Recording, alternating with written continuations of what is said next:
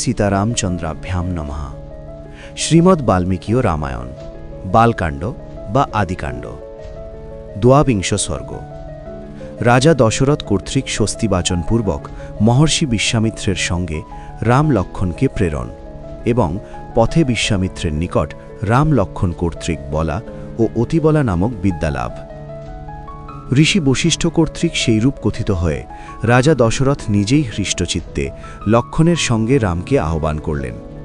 মাতা কৌশল্যা এবং পিতা দশরথ কর্তৃক স্বস্তিবাচন করা হলে পুরোহিত বশিষ্ঠদেব মাঙ্গলীয় ক্রিয়া দ্বারা রাম লক্ষ্মণকে করলেন অভিমন্ত্রিত। তখন রাজা দশরথ পুত্রের অর্থাৎ রাম লক্ষ্মণের মস্তক আঘ্রাণ করে প্রসন্ন চিত্তে পুত্রদ্বয়কে কুশিক নন্দন বিশ্বামিত্রের হস্তে সমর্পণ করলেন। অতঃপর শ্রীরামচন্দ্রের গমনকালে ধূলিবিহীন সুখস্পর্শ বায়ু প্রবাহিত হতে লাগল। বিশ্বামিত্রের সঙ্গে পদ্মপলাশলোচন রামচন্দ্রকে দেখে দেবদুন্ধুবী নিনাদের সঙ্গে মহতী পুষ্পবৃষ্টি হতে লাগল। মহাত্মা রামচন্দ্রের গমনকালে শঙ্খদুন্ধুবী ধ্বনিত হচ্ছিল। বিশ্বামিত্র আগে আগে চলতে লাগলেন। তৎপশ্চাৎ কাকপক্ষধর মহাযশস্বী শ্রীধনুর্ধারী শ্রীরামচন্দ্র সুমিত্রানন্দন লক্ষ্মণ তাকে অনুসরণ করতে লাগলেন।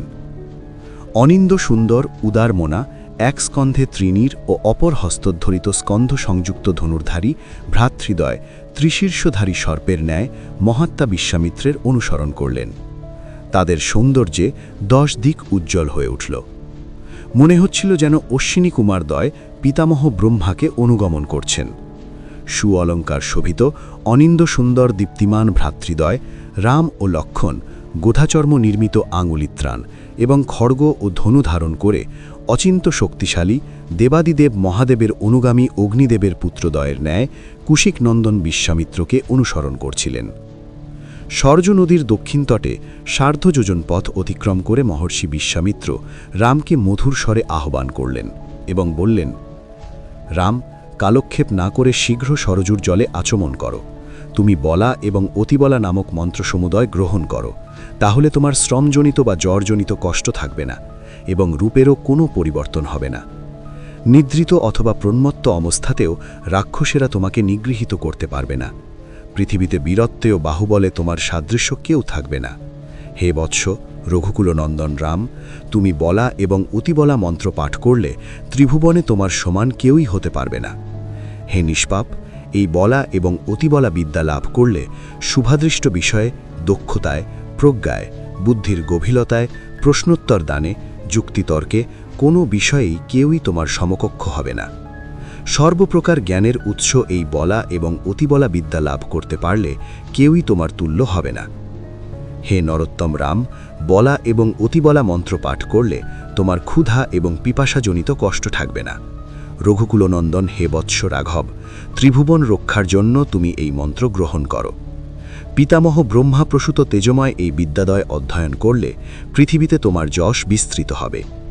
হে কাকুৎস্থ কুলনন্দন রাজকুমার, আমার তপসঞ্চিত ও বহু ফলপ্রদাতা এই মন্ত্রদয় তোমাকেই প্রদান করতে ইচ্ছা করি, কারণ এই বিদ্যা গ্রহণে তোমার যথেষ্ট যোগ্যতা আছে। তখন রামচন্দ্র সরজুর জলে আচমন করে পবিত্র হয়ে প্রফুল্ল বদনে শুদ্ধান্তকরণ মহর্ষি বিশ্বামিত্রের নিকট সেই বিদ্যাদয় গ্রহণ করলেন। পরাক্রমশালী রামচন্দ্র বিদ্যাসমুজ্জ্বল হয়ে শরৎকালীন সহস্রকিরণ মালী ভগবান সূর্যের মতো ভাস্বর হয়ে উঠলেন।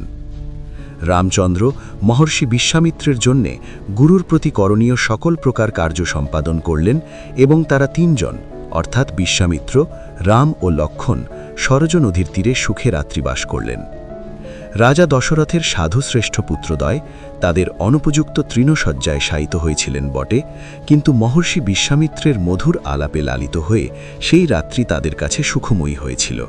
মহর্ষি বাল্মীকি বিরচিত আদিকাব্য রামায়ণের বালকাণ্ডে বা আদিকাণ্ডে দ্বাবিংশ সর্গ সমাপ্ত। নমস্কার।